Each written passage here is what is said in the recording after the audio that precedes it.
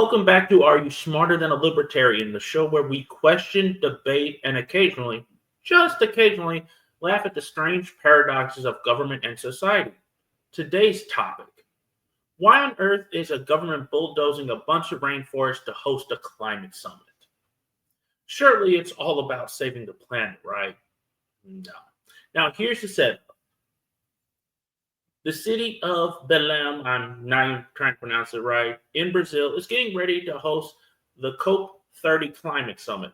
That's where thousands of politician delegates and presumably the occasional idealistic protester will fly in from across the globe. The official purpose: to save the Amazon and help the environment, of course. But first, how do you accommodate 50,000 new arrivals in one city? Simple. You carve a 4-lane highway straight through protected Amazon rainforest in an area that's not only critical for carbon absorption, but also home to local communities who rely on it for their livelihood. But we're worried about the planet.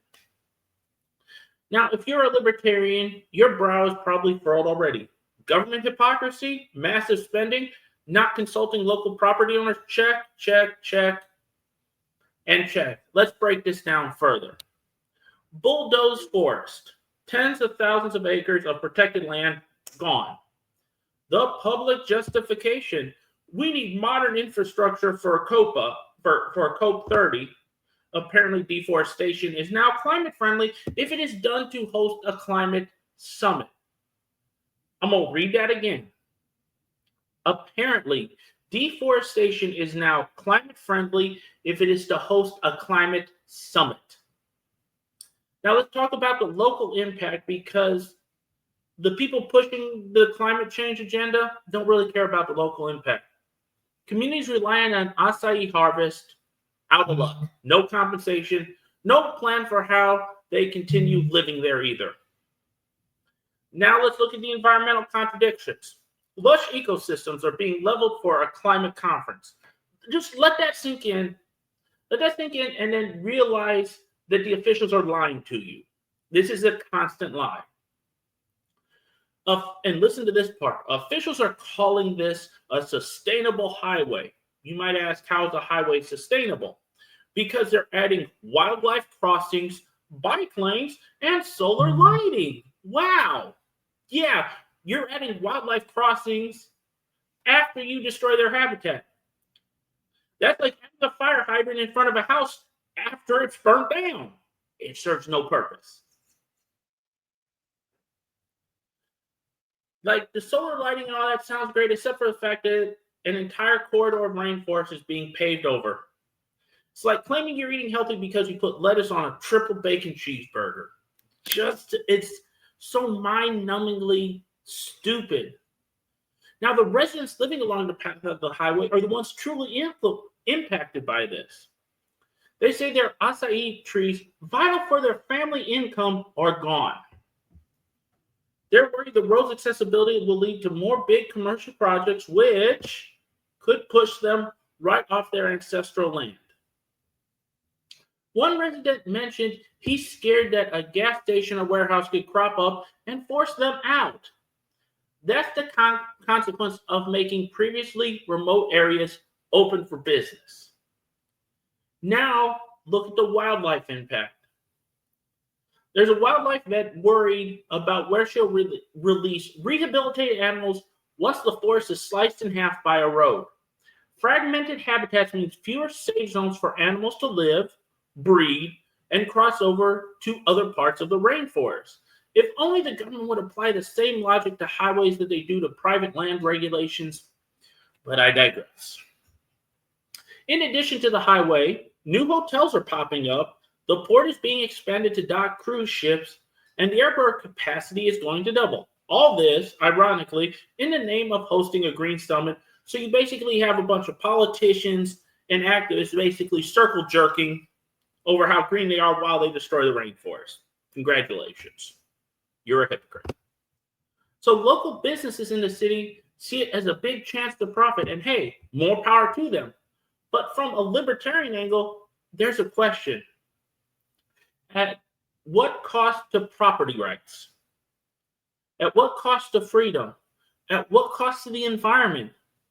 Usually you'd imagine government would avoid a PR nightmare, but apparently the biggest deforestation project ironically doubles as a climate-themed road sign.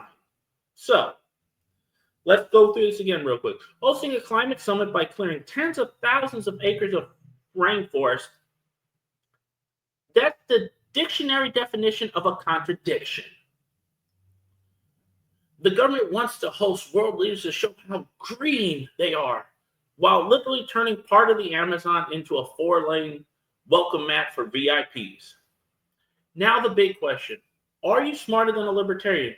Ask yourself, should government be allowed to seize and destroy large swaths of rainforest, particularly protected land, for short-term events?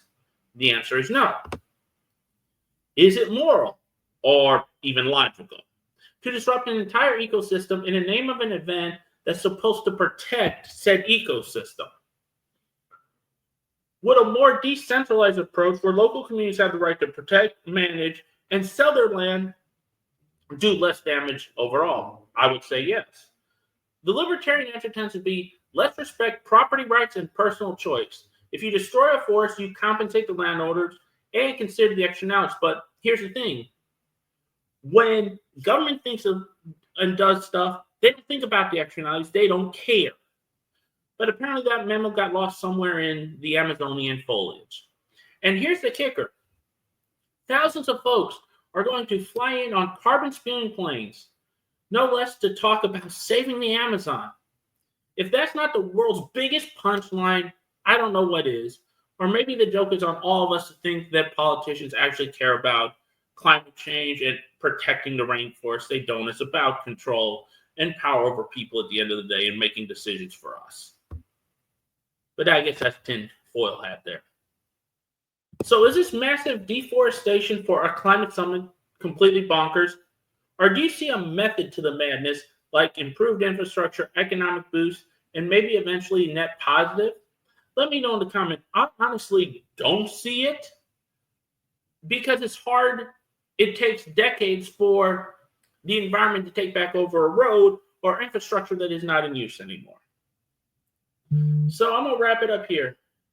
Until next time, I'm your host, Jeff Metric, reminding you, when government starts demolishing stuff in the name of saving it, it might be time to ask if you are smarter than a libertarian if you say we need to do it.